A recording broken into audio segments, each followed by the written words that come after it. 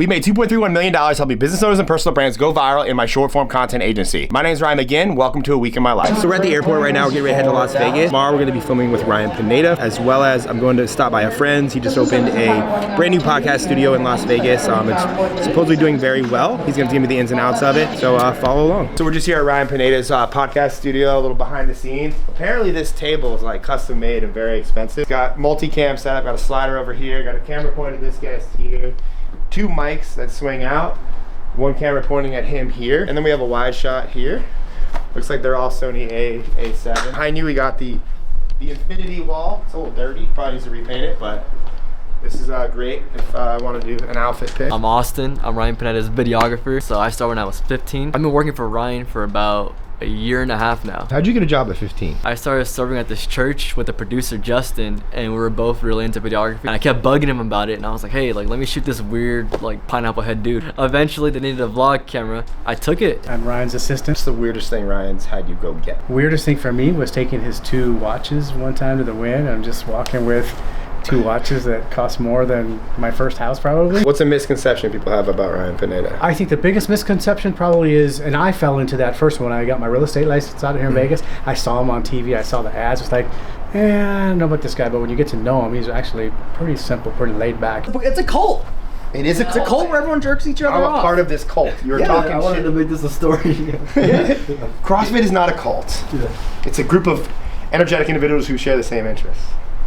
That sounds like a cult. It sounds like a cult. That sounds exactly like a cult. Yeah, let's film some stuff. Yeah, I was like, do you want to... Do you want to film it vlog style right now, just BSing, or you want to actually cook? You ready? Yeah. Rate your outfit 1 to 10. Today's like a 7. It's pretty bland. What's the most expensive thing you got here? The watch. This is the Submariner. I don't know what they go for now. Yeah, I know they're like 8 to 10 grand. What about those shoes? How much do those cost? These were a gift, but I think they retail for like 1,000. You've been wearing a lot of Louis Vuitton shoes. I get a lot of gifts. People think I buy them all, but a lot of them are gifts. And then what about this shirt and the pants? This is a cuts shirt. I'm an XL now because I've been getting bigger. So I don't know. These are like 50 bucks. XL? Yeah, it's an XL, dude. I would. What? I wear a 2X, and there's no way that would fucking fit me. Look at the tag, dude. Just look at the tag. I believe you. No, but you don't believe me. It is. I don't. What is it? It is an XL. It's an XL. It doesn't. I don't. Well, when you're swole, you don't know. Okay. And then these pants, those cuts too. No, these are actually Grayson. These are a golf brand. I like those. I've ventured into a lot of golf brands from watching your content and knowing. Dude, Grayson is great. Golf athleisure is like the best. Oh, it's the best. These don't look like golf pants. They're just cool. Yeah, I like Travis Matthew, but not the pants, only their shirts. Yeah, they got good polos and shirts and everything. Dope. Let's go with the hair. How much how much you spend on your hair? Oh, jeez. $150 every Monday to get my hair and my beard cut because now I have a beard. And then when I dye it, it's like $300. And how often do you dye it? I will dye it a couple times a year. And is the color that you dye it based on what events you have or what you're planning on doing? Maybe nobody knows. It could be based on what gets the most views. It could be based on like my emotional status. Blue could be, kind of mellow and sad. It could be based on a lot of things. What is your favorite color hair that you've had so far? That's a good question. I like them all, but I would say I think I look the best in red. In red? Not pink? I liked pink too. You had pink for a while. Yeah, I had pink. I had orange. I really like the purple too. I think the purple looks good. This blue is kind of cool too. It's subtle. Yeah. I knew it was colored, but it's not like a crazy bright color. Yeah, like the red, it's like, yo, I got red hair. And then the pink, it's like, yo, I got pink hair. Yeah. Do people comment the colors of hair in public? Yeah, people. If I don't have my hair dyed, people will be like, "Hey, what's up? Why don't you have your hair dyed?" Because you how often do you get recognized roaming around Las Vegas? When I go out to eat, usually like at least once when I go out to eat. Is there a correlation with how viral you're going on the internet? Where so much No, bro. I literally don't look. Like I don't look at my stats. Ask him about his hair routine. What's your hair routine? Well, I put gel in it. It takes about 5 seconds, and then I comb it. It literally takes about 1 minute. So it's just not hard to wake up and look as good as you every day? It's hard, dude. It takes a lot of work, but all the work before waking up is what takes the work. What's the night routine to wake up with perfect hair? Oh, well, I'm just saying, dude, you got to eat right. You got to take your peptides. You got to, not be stressed out. You got to get enough sleep. That's the hard part. Sleep. Doing my hair is easy. Sleep is the hard And you had to have been born with great genetics. Yeah, I mean, you're a good-looking guy, man. Thank you. Last question, just asking, like, teach me how to grow a beard. Teach me how to grow a beard. Okay, dude, so I never had a beard up until this last year, and I never thought it was possible. Like, I've done some things that were really hard, but I never believed I would have a beard, okay? Then one day, somebody was like, dude, it's No Shave November. This was last year. And I was like, yeah, so? They're like, grow. Like, just do it. I was like, okay. So I started just growing like this patchy bull crap. And somebody's like, dude, you need to just get minoxidil, which is Rogaine, and biotin. And I'm like, what's that gonna do? They're like, you're gonna grow a beard. I was like, okay, whatever. So I buy this minoxidil off Amazon. It's like $30. Start putting the foam on my face every morning, every night. Start drinking the biotin. Dude, within 2 months, I was like, whoa, this thing is like actually working. My beard is getting kind of full.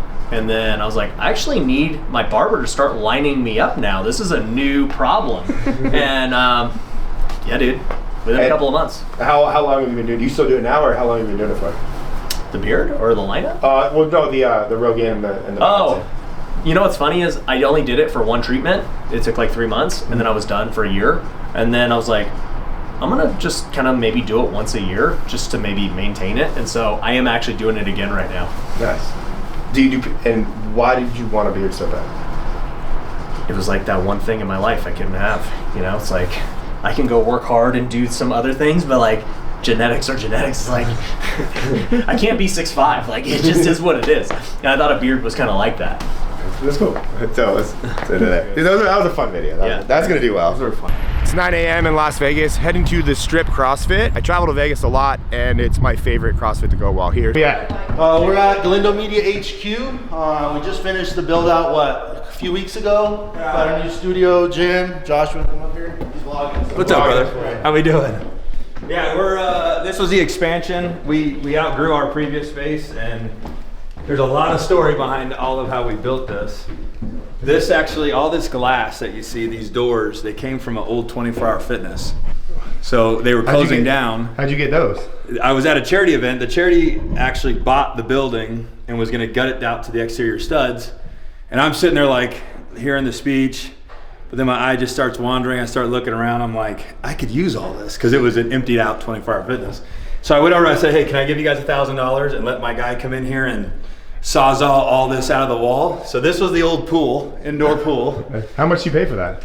The $1,000, the donation wow. to the charity. None of that was free. This was the old spin room.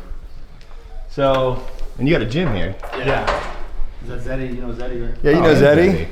Hi. What up? I think I have the weight wrong.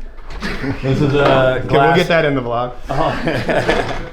All this mirror, everything. And then I bought all this gym equipment from my community gym because they were just happening to throw it away. And the lighting, what's that? Amazon. Good old Amazon.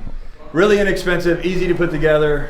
It can dance, it can change colors, but I wanted to have a vibe in here, and that's what this created. Yeah, it's dope. I wanted a legit gym. I didn't want like one of them apartment gyms that like, I have a gym. Yeah. No, I wanted machines. I wanted legit dumbbells, legit 45-pound plates, legit mirrors. There's a lot. I even took the clock from 24-hour fitness to make it feel like a 24-hour fitness. That's sick. So cool. Yeah, this is an experience. I like it. And this is Luis's domain. Tell me about this one, Luis. Yeah, so built out a podcast studio. I already had all the equipment from my last studio, and then Josh told me he was building a studio, so I ended up kind of pitching him the idea, let me just put my stuff here and we'll build something, and Galindo Media was born. So yeah. That's awesome. Yeah. What's the panels? What are they called? Yeah, what are these walls called? I think they're just called texture wall tiles on Amazon again. Yeah, it's pretty cheap. I just figured because it's such a small room, it kind of creates like a fake depth. Yeah, it does look good. It looks clean. TV in the back. How many cameras do you have running in? We got 3 cameras right now, but we got another one on the way. But because essentially this one right now we don't have a camera on, but it's just gonna be us 3 over there. But yeah, and then our biggest issue was these lights, because it's such a small room. We were getting a really bad glare off the TV. Yeah, and so the glass. in the glass. So we ended up just moving them up, and it worked out. But we're actually planning to do something with the wall. We haven't really decided yet. It's either, I was thinking we black them out, so like limo tint, so we can't see out, they can only see in, because people kind of get distracted, or we're thinking like a haze or some other sort of idea, but yeah.